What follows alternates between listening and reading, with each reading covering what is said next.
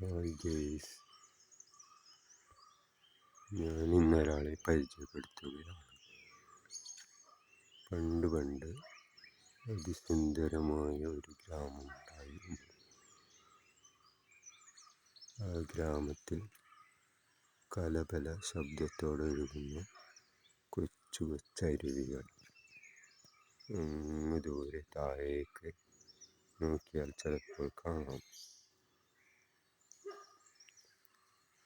തിലകല ശബ്ദത്തോടെ പാറിപ്പോകുന്ന ഒരുപാട് പക്ഷികൾ ആ ഭാഗത്തുണ്ടായിരുന്നു. അവിടേക്ക്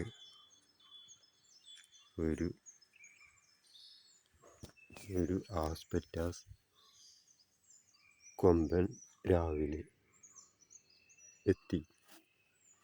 അവന് ഷീറ്റ് ഒരു ഹരമായിരുന്നു. അവൻ ഷീറ്റെല്ലാം മറിച്ചിടാൻ തുടങ്ങി.